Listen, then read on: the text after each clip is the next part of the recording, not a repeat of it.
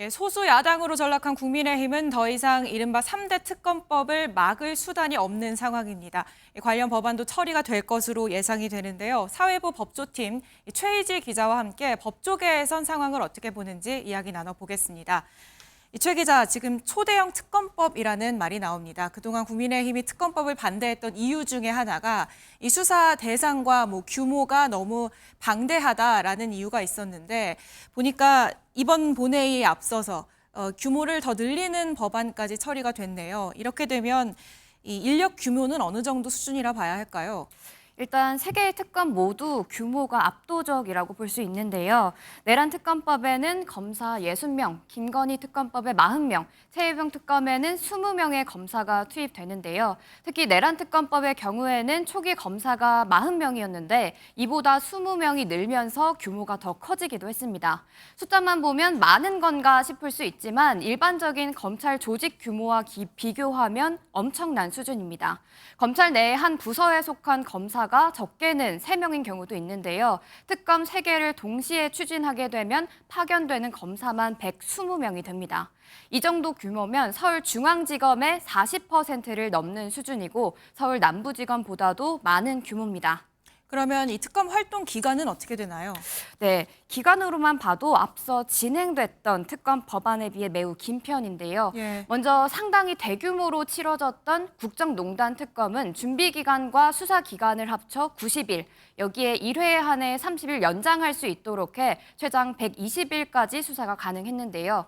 내란 특검과 김건희 특검 법안은 수사 기간을 30일씩 2회까지 연장할 수 있어 국정농단 특검보다 한 달 반이나 긴 170일 동안 수사가 가능합니다. 최혜병 특검은 이보다는 짧지만 최장 140일까지 수사가 진행될 수 있습니다. 예, 이렇게 되면 이렇게 대규모로 특검이 동시다발적으로 진행하게 되면 수사 영향력은 어느 정도가 될지도 궁금합니다. 네, 일단 과거 사례와 한번 비교해 보겠습니다. 네. 국정농단 특검은 당시 내란 특검의 3분의 1 수준인 20명의 검사가 파견돼 4개월간 수사를 진행했는데요. 이 기간에 수백 명이 조사를 받고 장처관급 인사, 재벌 사주 등 30여 명이 넘게 기소가 됐습니다. 이번에 특검이 발의가 되면 내란 특검은 약 반년 동안 3배 많은 검사가 수사를 할 텐데요. 결과 측면에서 보면 훨씬 더 많은 인원이 조사를 받고 기소가 될 것으로 보여 엄청난 파장이 예상됩니다. 예, 특검 대상에 포함된 일부 사건들 같은 경우에는 이미 수사기관에 수사가 진행이 되고 있는 것들도 있잖아요. 그럼 이 경우에 특검이 출범하게 되면 앞으로 진행은 어떻게 되는 건가요?